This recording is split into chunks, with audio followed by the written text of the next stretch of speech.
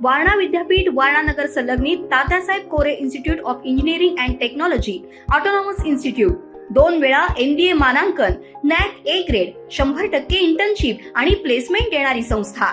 प्रथम आणि द्वितीय वर्ष बीटेक करता TCS sponsored computer science and business system, cyber security, electrical, civil, mechanical, electronics and telecommunication, chemical आणि कम्प्युटर सायन्स अँड इंजिनिअरिंग, तसंच MTech करता structural engineering, CSE, construction management, mechanical design, chemical ENTC, त्याचबरोबर LLB, BA LLB, BBA LLB, BCA, BBA, MCA, MBA शाखांसाठी प्रवेश सुरू।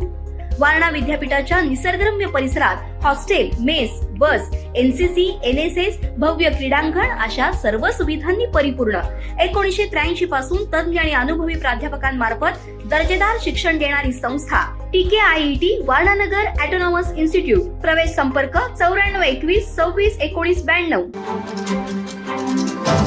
जणांना भेटलेला आहात, भेटीमध्ये सविस्तर राज्याच्या अनुषंगाने चर्चा केली असं तुमच्याकडे सांगितलं। मी माननीय पंतप्रधान नरेंद्र मोदीजी यांची भेट घेतलेली आहे। राज्यामध्ये एकूण प्रशासन आणि प्रकल्प या संदर्भातली माहिती मी त्यांना दिली।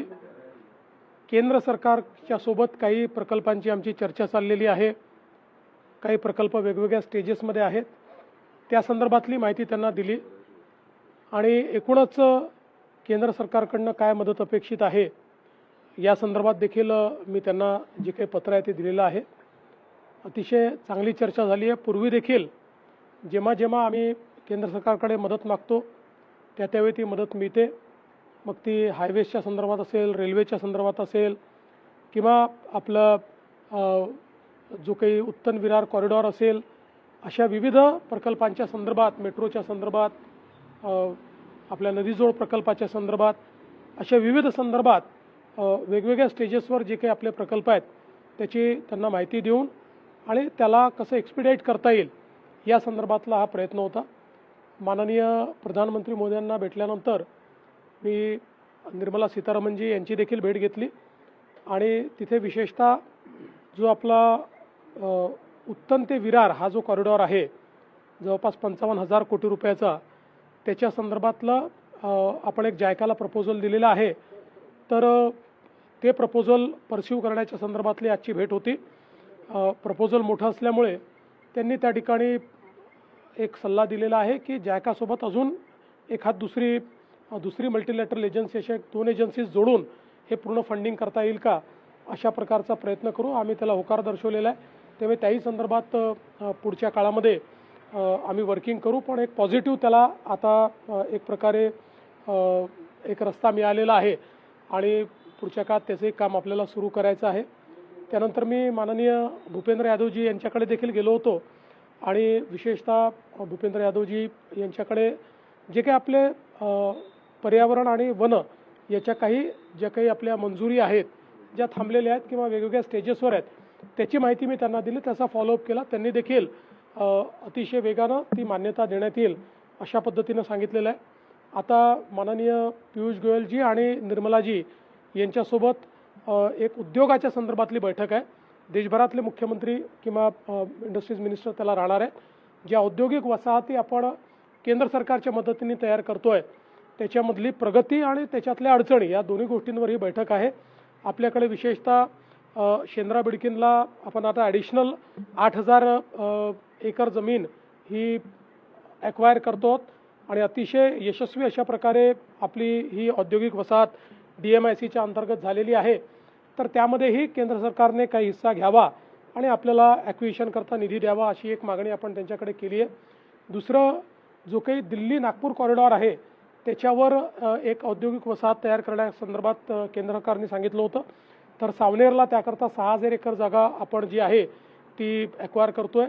दिघीच्या संदर्भात त्यांनी एक मुद्दा मांडलेला, त्याचा आम्ही अप्राईज करू की 6,000 एकर जागा तिथे आपली ॲक्वायर झाली आहे आणि केंद्र सरकारने आपल्याला वन टाईम इन्फ्रास्ट्रक्चरचे पैसे दिलेत, त्याचं टेंडर आपण अलॉट केलेलं आहे, त्याचंही काम आपण सुरू केलेलं आहे। याच्या व्यतिरिक्त काही आपल्या छोट्या मोठ्या मागण्या त्याच्यामध्ये आहेत। विशेषतः जो काही मुंबई बेंगलोर कॉरिडॉर आहे त्याच्यावर आपल्याला जी काही एक MIDC तयार करायची आहे, जयकुमार गोरेजी त्याकरता आलेले आहेत, तर त्या संदर्भातलं एक आपली मागणी आहे। तर ती पण आपण त्यांच्यासमोर ठेवतो आहोत आणि चांगल्या पद्धतीनं केंद्र सरकारचा देखील आपल्याला फायदा मिळतो आहे. विशेषतः भव्य स्कीममध्ये जास्तीत जास्त इंडस्ट्रीयल पार्क्स हे महाराष्ट्राला मिळावे या दृष्टीनं आजची बैठक आमच्याकरता मला असं वाटतं महत्त्वाची. आज अर्थात त्याचा निर्णय होणार नाही, आज आम्ही केवळ प्रपोजल देतो आहोत, पण पुढच्या काळामध्ये निश्चितपणे तोही एक फायदा मिळेल. पुण्याची जी मेट्रो 3 आहे, जी टाटासोबत आपण तयार केलेली आहे, जी देशातली नवीन पॉलिसीतली पहिली PPP मेट्रो आहे, याचं जवळपास काम पूर्ण झालं आहे. आता त्याचं टेस्टिंग चाललं आहे. त्यामुळे त्याही संदर्भात मी माननीय मोदीजींना निमंत्रण दिलेलं आहे की याचं टेस्टिंग संपल्याबरोबर त्याचं उद्घाटन आपल्याला करायचं आहे. तर त्याचा एक ॲडव्हान्स त्यांना मी इंटिमेशन दिलेली आहे. ते देखील त्या संदर्भात लवकरच आपल्याला तारीख देतील आणि आपणही कंप्लिशन एक्झॅक्ट कधी आहे आणि टेस्टिंग कधीपर्यंत पूर्ण होणार आहे त्यांना कळवल्यानंतर त्याचे उद्घाटन लवकरात लवकर करण्याचा आपला मानस आहे. आपण दिल्लीत आला, खूप चर्चा सुरू झाली आहे. मी दिल्लीत असलो तरी चर्चा होतात, मुंबईत असलो तरी चर्चा होतात. मला असं वाटतं की अनेक रिकामटेकडे लोक आहेत, त्यांना माझ्याबद्दल चर्चा करायला आवडतात, त्यामुळे त्यांना आनंद घेऊ द्या. रोहित पवारांनी पण तशीच चर्चा केली. ते म्हणतात की तुम्ही दिल्लीत गेलात तर अजितदादांच्या अनुषंगानं बोलला असाल आणि आता तुम्हाला वरतीच जायचं आहे केंद्रात, असं त्यांचं. नाही, मला असं वाटतं की ज्याला जे तारे तोडायचे आहेत, ज्याला जे फुगे उडवायचे आहेत, ज्याला जी पतंग उडवायची आहे ती पतंग त्यांना उडवू द्या. मी महाराष्ट्रात आहे. महाराष्ट्राच्या जनतेने आणि माझे नेते नरेंद्र मोदीजी यांनी महाराष्ट्राची जबाबदारी माझ्याकडे दिलेली आहे. मी प्रामाणिकपणे महाराष्ट्राच्या जनतेची सेवा करतो आणि ती करत राहणार आहे. भाजपच्या राष्ट्रीय अध्यक्षांची टीम जाहीर झालेली आहे. या टीममध्ये महाराष्ट्रातनं भारतीताई पवारांना संधी दिलेली आहे उपाध्यक्ष म्हणून. मी आत्ता अजून बघितलेली नाही, म्हणजे खरं सांगायचं आपल्यालाही माहिती आहे मी बैठकीतनंच बाहेर आलो आहे. पण जर टीम जाहीर झाली असेल आणि त्यात कोणी महाराष्ट्रातलं असेल तर आम्हाला आनंद आहे. मी एकदा टीम पूर्ण बघेन मग त्याच्यावर. तुम्हाला दिल्लीत पाठवण्यासाठी मागे कोण लागले? अनेक लोकांना असं वाटतं की मी दिल्लीत गेलं पाहिजे, पण त्या सगळ्यांना मी सांगतो की मी मुंबईतच आहे. थँक्यू. ताज्या घडामोडी पाहण्यासाठी माझा महाराष्ट्र न्यूजला आजच सबस्क्राईब करा.